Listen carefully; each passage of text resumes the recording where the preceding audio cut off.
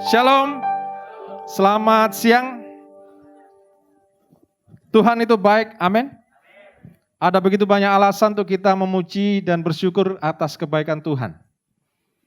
Atas perlindungannya, atas pemeliharaannya, atas pertolongannya. Khusus buat saya, karena saya dilindungi, saya sampai baru hujan deras. Tuhan itu baik. Mungkin buat Anda yang setelah saya datang kehujanan, kurang begitu baik gitu ya. Baik, masih dalam tema bulan April ini kebangkitan dan kuasa Kristus. Saya akan mengajak kita untuk melihat ayat firman Tuhan tentang pikiran Kristus. Saya memberi judul khotbah saya Mind of Christ. Diambil dari ayat Filipi 2, demikian firman Tuhan. Hendaklah kamu dalam hidupmu bersama menaruh pikiran dan perasaan yang terdapat juga dalam Kristus Yesus. Yang walaupun dalam rupa Allah tidak menganggap kesetaraan dengan Allah itu sebagai milik yang harus dipertahankan, melainkan telah mengosongkan dirinya sendiri dan mengambil rupa seorang hamba dan menjadi sama dengan manusia. Dan dalam keadaan sebagai manusia, ia telah merendahkan dirinya dan taat sampai mati, bahkan sampai mati di kayu salib. Saya akan mengajak kita untuk melihat ayat ini secara khusus, yaitu Filipi 2 ayat 5, pikiran dan perasaan yang terdapat juga dalam Kristus Yesus. The mind of Christ.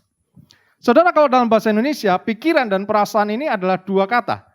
Tetapi sebetulnya dalam bahasa aslinya, itu satu kata. Yang disebut dalam bahasa Gerikanya adalah phroneo, nanti saya akan tunjukkan. Nah, di dalam Alkitab Perjanjian Baru ada beberapa kata yang dipakai oleh hamba-hamba Tuhan yang menulis Perjanjian Baru untuk kata pikiran. Ada beberapa kata, tapi ada satu kata khusus yang dipakai untuk menggambarkan oleh Rasul Paulus terutama, untuk menggambarkan pikiran dan perasaan. Nah, mungkin kalau saudara membaca ayat ini, Anda mungkin bertanya, Pak, bagaimana kita bisa memiliki pikiran Kristus? Kan Kristus itu Allah yang luar biasa, yang di luar manusia. Kemampuannya hebat, supranatural. Tentu dia lebih superior dari kita dong, Pak. Mungkin Anda bertanya, Pak, Tuhan Yesus itu kan sang firman yang jadi manusia. Jadi pasti dia menguasai firman dong. Sedangkan saya harus belajar firman. Apakah saya harus punya IQ seperti Tuhan Yesus? Pikiran Tuhan Yesus. Alkitab tidak pernah mencatat bahwa Tuhan Yesus punya inteligensia yang luar biasa. Tidak dikatakan bahwa dia jenius atau super jenius. Tidak. Kalau Anda baca Injil dari Matius, Markus, Lukas, Yohanes, maka Anda akan menemukan bahwa kehidupan Tuhan Yesus hanya dicatat waktu lahir, bayi, lalu ketika dia mulai balita, ketika orang Majus mulai datang, membawa persembahan kepada anak kecil. Anak kecil di situ bukan bayi, tapi Tuhan Yesus sudah berumur kira-kira 1-2 tahun. Kenapa bisa disebut begitu? Karena waktu Herodes mau cari Tuhan Yesus, dan dia dikibuli oleh orang Majus yang melewati jalan lain, maka Herodes memerintahkan untuk membunuh anak 2 tahun ke bawah, betul ya? Berarti diperkirakan bahwa Tuhan Yesus usianya sekitar 1-2 tahun. Pada saat orang Majus sudah ketemu. Lalu dicatat lagi ketika usia 12 tahun, ketika dia diserahkan. Nah, dari situ kita melihat bahwa kehidupan anak-anak dan remaja Yesus tidak dicatat di firman Tuhan secara detail. Karena dia hidup sebagai anak dan remaja yang biasa seperti kita-kita. Nanti saya akan tunjukkan tahap-tahap perkembangan seorang manusia, termasuk juga manusia Tuhan Yesus. Nah, jadi apa yang dimaksud dengan pikiran dan perasaan Yesus Kristus? Ini kata aslinya, phroneo. Jadi pikiran Kristus bukannya sekedar intelijensinya, tetapi perhatiannya. passion-nya. Affection adalah cintanya.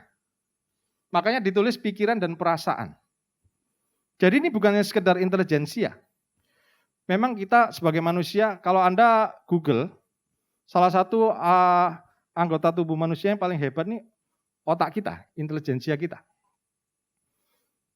Saya sempat googling,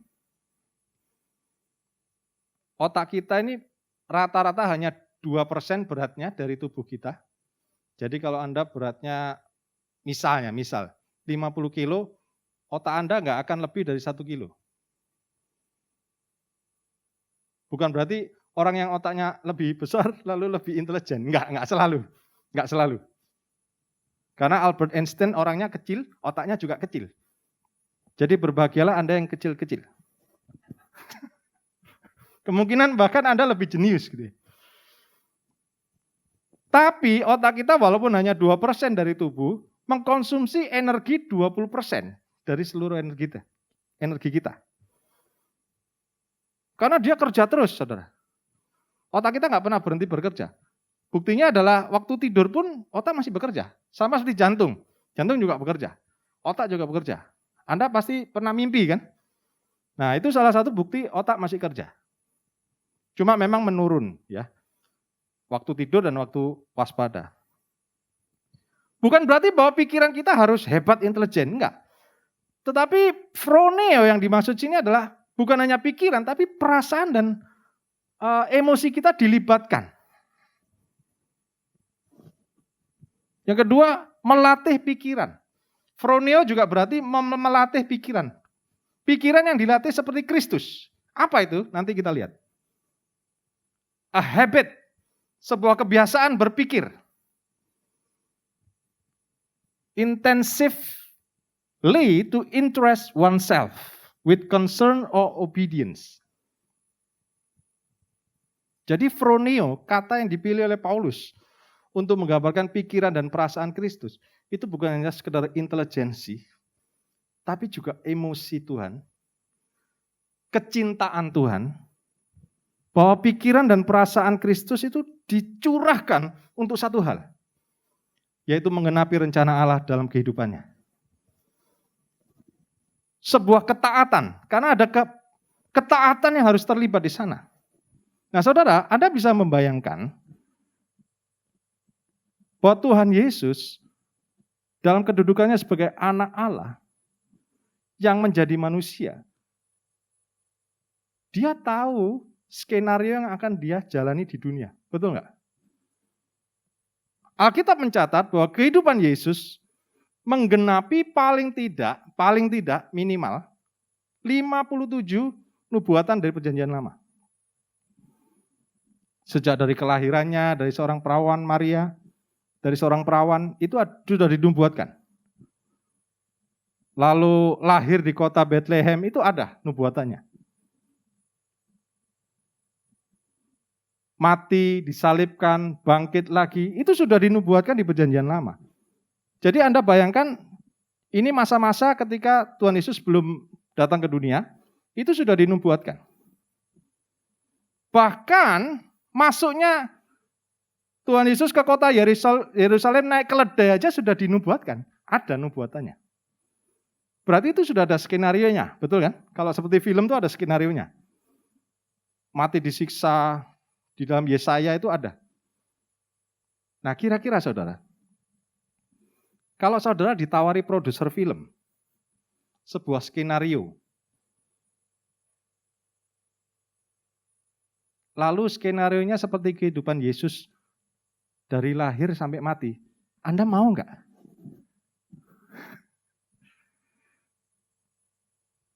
Kita mikir-mikir bukan? Kalau kita ditawari skenario lahir dari keluarga orang kaya, dari kecil sampai besar kita hidup enak, nyaman. Oh semua rebutan, mau. Saya juga mau. Kemana-mana diantar, ada bodyguard, bisa naik kendaraan mewah, bisa naik jet pribadi, matinya enak, tidur mati, kan gitu kan? Semua mau matinya enak.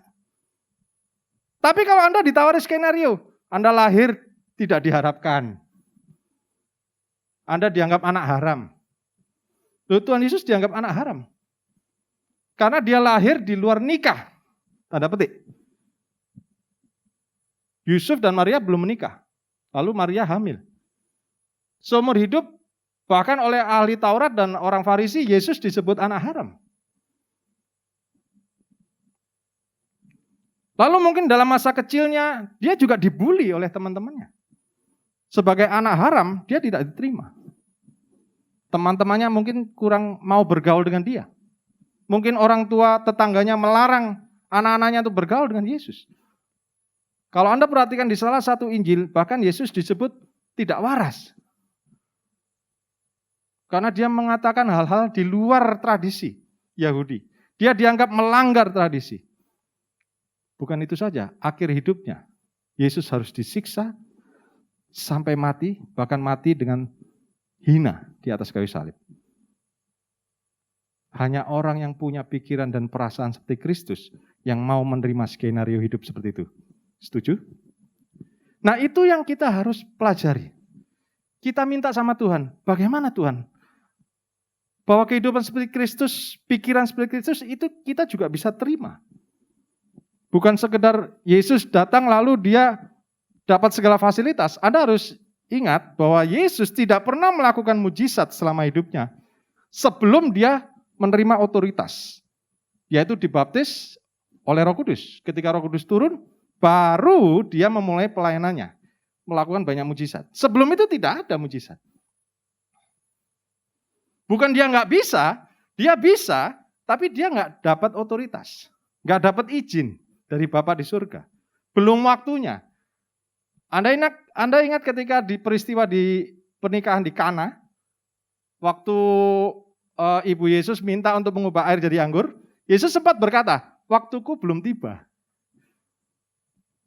Belum dapat otoritas sebetulnya. Tapi karena ini ibunya, dia menghormati.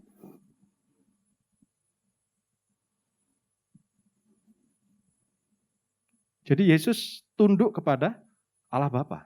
Otoritasnya, dia punya kuasa, tapi dia tidak melakukannya tanpa izin. Karena dia taat. Dia memiliki pikiran dan perasaan seperti Kristus.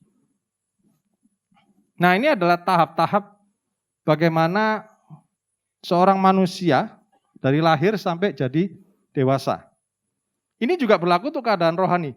Dari bayi, jadi anak, pemuda, lalu jadi putra, dan akhirnya jadi bapak, orang dewasa. Ada ayat-ayatnya di sana, nanti saudara bisa teliti, bisa baca. Salah satunya mungkin bayi, 1 Korintus 13 ayat 11. Itu adalah ketika Rasul Paulus berkata, engkau seperti seorang bayi yang baru lahir. Tidak bisa makan makanan keras, minum susu saja. Nah, itu adalah dipakai kata nephios, bayi. Saudara, kita dalam perjalanan rohani, kita juga mengalami fase-fase seperti ini. Bayi rohani, anak rohani, seorang pemuda yang rohani, dan akhirnya jadi seorang bapak rohani. Dalam setiap tahap rohani itu kita ada fase-fase yang kita lalui. Kalau masih baru bertobat, bayi rohani, tentunya kita kepingin menerima susu, betul nggak? Nanti kalau ada kesempatan lain saya akan bahas setiap tahap ini. Sampai akhirnya kita bertumbuh terus, jadi seorang yang dewasa rohani. Jadi kita jangan merendahkan atau meremehkan kalau orang itu masih maunya minta susu, minta firman yang baik-baik terus. Ya memang dia tahapnya masih tahap bayi, masih tahap anak, nggak apa-apa. Butuh waktu untuk dia bertumbuh. Kalau mungkin kita sudah dewasa dalam Tuhan, jangan kita menjadi sombong rohani. Mungkin kita sudah di tahap pemuda, atau mungkin sudah di tahap dewasa. Ada tahap-tahapan yang harus kita lalui. Sama seperti sebagai fisik kita dari bayi sampai dewasa. Ingat, Tuhan Yesus lahir juga bayi loh. Bukan langsung dewasa. Dia harus melalui tahap-tahap ini. Dia melewati tahap bagaimana jadi bayi, jadi balita, jadi remaja, jadi pemuda. Dengan tantangannya masing-masing. Setiap tahap kehidupan punya tantangan masing-masing. Yesus juga dicobai. Tapi dia tidak berbuat dosa. Kenapa? Karena dia memusatkan pikirannya kepada kehendak Allah. Bagaimana dengan kita? Pertanyaannya adalah bagaimana dengan kita? Apakah kita bisa seperti Kristus? Dengan kekuatan kita, daging tidak bisa. Tetapi bersyukur karena Allah, ketika kita percaya kepada Yesus, dikatakan bahwa Yesus menjadi yang sulung dan kita menerima roh yang sama dengan Yesus. Amin. Dengan pertolongan roh Allah, kita bisa bertumbuh rohani kita dan kita bisa bertumbuh memiliki pikiran dan perasaan seperti Kristus. Saya akan ajak lihat tahap-tahapnya. Yang pertama, Roma 8 ayat 5. Sebab mereka yang hidup menurut daging memikirkan hal-hal yang dari daging, mereka yang hidup menurut roh memikirkan hal-hal yang dari roh. Kata memikirkan ini dipakai kata phroneo, kata yang sama. Langkah pertama bagaimana kita bisa memiliki pikiran perasaan Kristus adalah tinggalkan pikiran-pikiran kedagingan. Yang setuju katakan amin.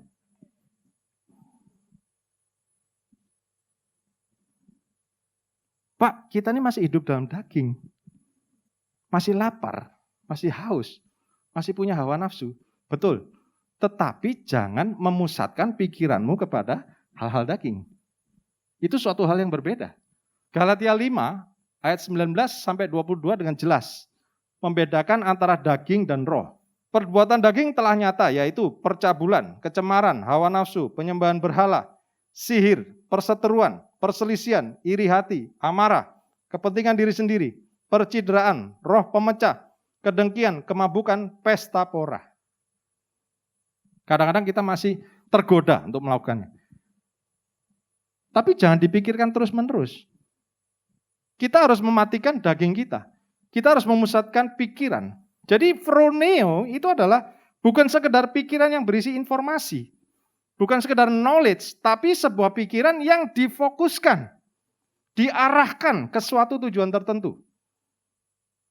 Kita bisa memusatkan pikiran kita bisa memakai kemampuan kita untuk berpikir ke satu tujuan. Amin. Kita bisa mengarahkan pikiran kita. Tapi itu harus dilatih. Itu harus dilatih. Karena kalau kita tidak latih, kita akan cenderung terus terseret ke perbuatan daging. Daging kita secara natural akan menyeret kita. Berbuat jahat, cabul, menipu, malas. Seperti yang saya katakan, kita tidak perlu berlatih untuk jadi orang malas. Betul ya? Karena pada dasarnya kita malas. Tapi yang perlu kita latih adalah jadi orang rajin. Tapi kita harus melatih diri kita untuk bangun pagi. Perbuatan daging tidak usah dilatih. Jangan dilatih. Justru kita harus melatih perbuatan roh. Yaitu kasih, sukacita, damai sejahtera, kesabaran, kemurahan, kebaikan, kesetiaan, kelemah lembutan, dan penguasaan diri. Itu harus dilatih. Berlatih sabar kepada pasangan kita.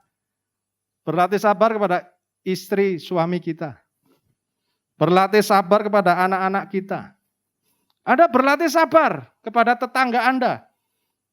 Karena di masa-masa pandemi ini kita harus bisa toleransi. Baik kepada orang yang lebih sembrono dari kita, maupun kepada orang yang lebih cerewet dari kita. Kita selalu ada di tengah-tengah. Ya Pak ya. Kita harus berlatih sabar. Sabar kepada rekan kantor, sabar kepada rekan pelayanan. Kita juga harus berlatih sabar. Itu harus dilatih. Ini tahap pertama. Melatih pikiran daging diarahkan pada pikiran roh. Phroneo. Lalu yang kedua, Kolose 3 ayat 2, pikirkanlah perkara yang di atas, bukan yang di bumi. Apa maksudnya pikiran yang di atas? Karena itu kalau kamu dibangkitkan bersama dengan Kristus, carilah perkara yang di atas, di mana Kristus ada, duduk di sebelah kanan Allah. Pikirkanlah, phroneo, perkara yang di atas, bukan yang di bumi. Saudara, kita masih hidup di bumi, tapi jangan melulu sekedar memikirkan kebutuhan hidup di bumi. Pikirkan juga, nanti kita akan ada di surga bersama dengan Allah Bapa, Tuhan Yesus. Apa yang ada kira-kira di sana? Pekerjaan apa yang akan kita lakukan di sana?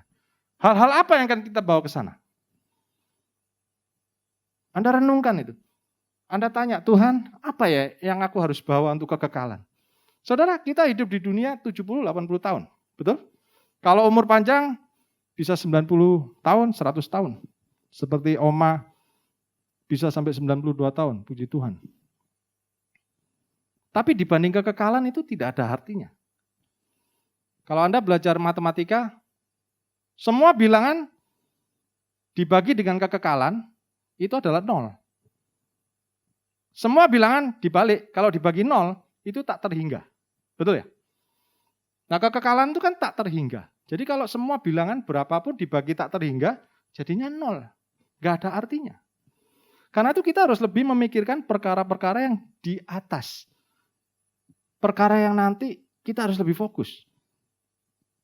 Bukan berarti lalu kita meninggalkan pekerjaan, pelayanan, keluarga, lalu berpikir surga terus. Enggak. Tetap kita melakukan aktivitas kita, tapi jangan sampai melupakan perhatian kepada kekekalan. Mungkin bisa dilihat dari Filipi 3:14 ini. Rasul Paulus berkata seperti ini.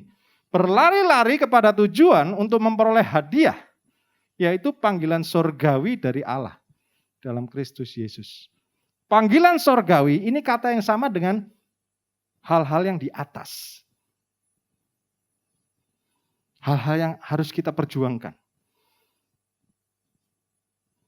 Jiwa-jiwa yang kita menangkan buat Tuhan. Perbuatan baik yang kita bagikan kepada orang lain. Ibadah yang sungguh-sungguh. Perhatian kepada orang lain. Mengasihi orang lain. Itu yang harus kita pikirkan. Lebih lagi di masa-masa seperti ini. Yang terakhir, phroneo di dalam Matius 16 ayat 23, ini satu-satunya kata phroneo yang dipakai oleh Tuhan Yesus.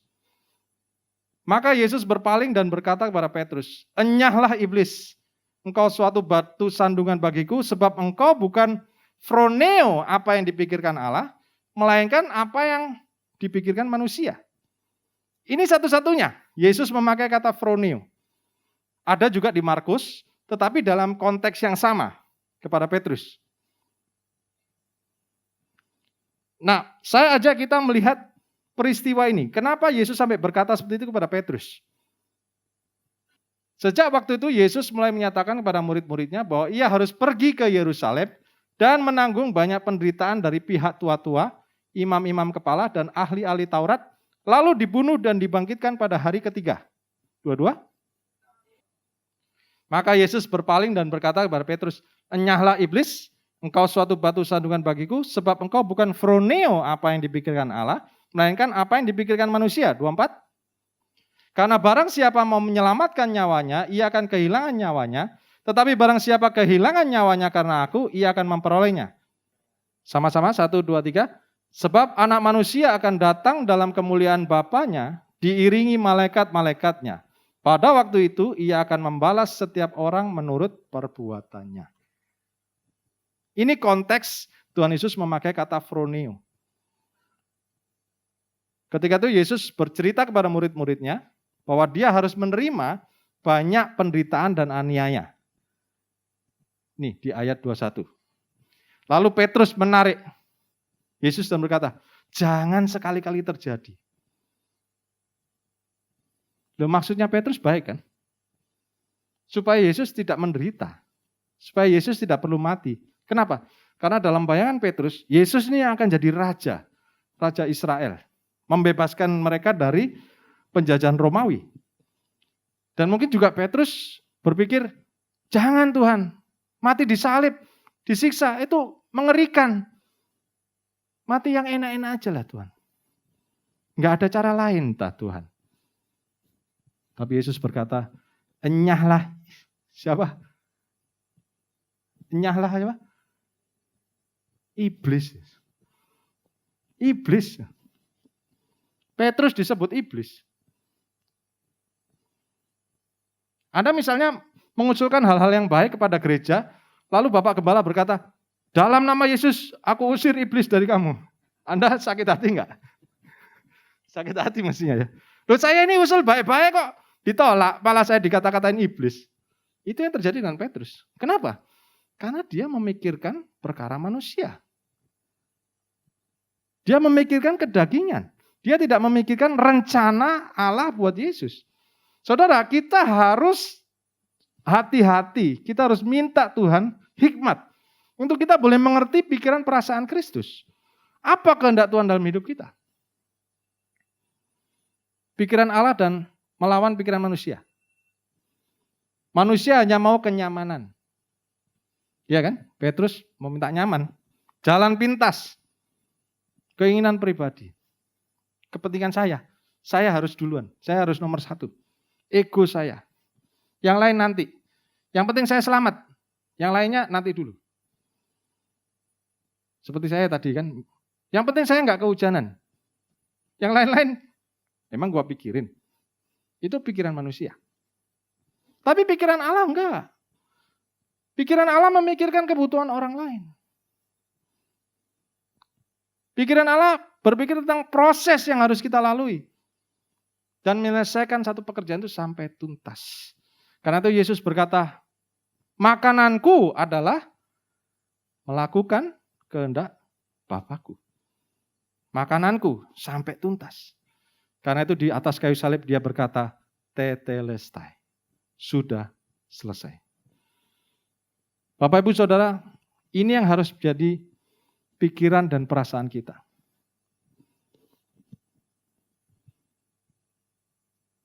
Saya akan tutup dengan ayat ini. Jadi yang pertama kita harus melepaskan kedagingan kita. Jangan terus berfokus kepada hal-hal kedagingan. Yang kedua, Anda harus mulai memikirkan kekekalan, terus-menerus. Dan yang ketiga, pikirkan rencana Allah dalam hidup Anda. Apa yang harus Anda selesaikan? 1, 2, 3. Saudara-saudara, aku sendiri tidak menganggap bahwa aku telah menangkapnya, tetapi ini yang kulakukan, aku melupakan apa yang telah di belakangku dan mengarahkan diri kepada apa yang di hadapanku dan berlari-lari kepada tujuan untuk memperoleh hadiah, yaitu panggilan surgawi dari Allah dalam Kristus Yesus. Amin. Mari kita tunduk kepala.